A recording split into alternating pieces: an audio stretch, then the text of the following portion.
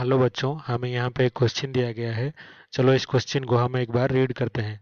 So the question says A mass small m attached to a spring of spring constant k is stretched a distance x naught from its equilibrium position and released with no initial velocity।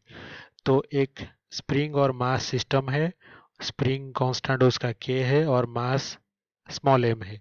तो उसको equilibrium position से खींच के extend कितना किया हमने x not, और उसके बाद इसको जीरो वेलोसिटी के साथ छोड़ दिया। The maximum speed attend by mass in its subsequent motion. तो जो मैक्सिमम स्पीड अटेंड करेगा वो मास, वो कितना होगा? The time at which this speed would be attend are.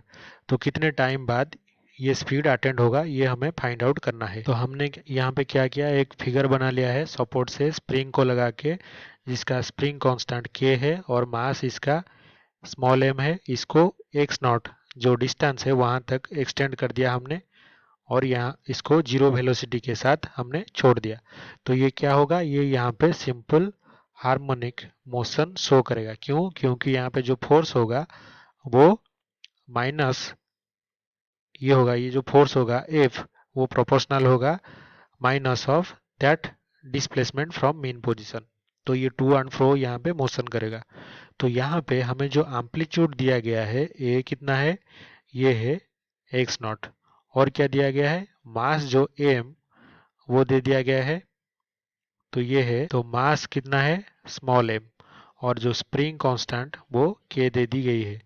तो अभी हमें एक चीज पता है, जो मैक्सिमम वेलोसिटी होगा वो मेन पोजीशन पे होगा। यहाँ पे अगर वेलोसिटी जीरो है तो मेन पोजीशन पे इसका वेलोसिटी मैक्सिमम ये अटेंड करेगा।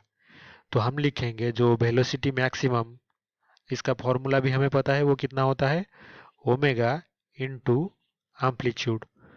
तो यहाँ पे अगर ओमेगा और एम्पलीट्यूड हमें पता चल गया तो हम उससे क्या कैलकुलेट कर सकते हैं, जो भी मैक्सिमम है वो कैलकुलेट कर सकते हैं। हमें एक और चीज भी पता है, जो कि होता है omega square equals to K by M, simple harmonic motion में। तो ओमेगा कितना होता है, root over of K by M. तो अगर ये वैल्यूज ये भी मैक्स में हम पुट कर दें तो भी मैक्स कितना हो जाएगा, ये हो जाएगा एम्पलीट्यूड एक्स नॉट इंटू के डिवाइडेड बाई एम। तो हमें एक चीज भी मैक्स मिल गया। तो अभी हमें क्या चाहिए, अभी जो टाइम पीरियड है वो निकालना है, कौन से टाइम पीरियड पे ये वेलोसिटी मैक्सिमम अटेंड करता है। तो यहाँ पे जो t है वो मेन पोजीशन पे कितना है। तो अगर इसका जो इनिशियल पोजीशन था वो एक्सट्रीम एंड पे था एक्स नॉट पे, तो वो ऐसे जाएगा एक बार, फिर वो वापस लौटेगा। तो ये जो टाइम लगेगा वो होगा t। तो यहाँ से यहाँ तक जाने में t/2, तो इतना हिस्सा कवर करने में कितना होगा, t/4। तो यहाँ पे हमारा जो t है वो t by time period by 4 है। तो वही t हमें कैलकुलेट करना है। तो हमारा जो t है वो है t/4, और जो t हमारा है वो हमें पता है, जो t होता है वो इक्वल्स टू कितना होता है, 2 पाई ओमेगा। तो ओमेगा भी हमें पता है, रूट ओवर ऑफ k/m। तो इसको यहाँ पे पुट कर लेते हैं। तो हम लिखेंगे t के लिए 2 पाई/4 ओमेगा, और ओमेगा के लिए कितना लिखेंगे, 2 पाई/4, ये यहाँ पे रूट ओवर ऑफ m/k। तो ये 2 से 2 कैंसिल हो गया, 2। तो जो हमारा t है वो कितना है,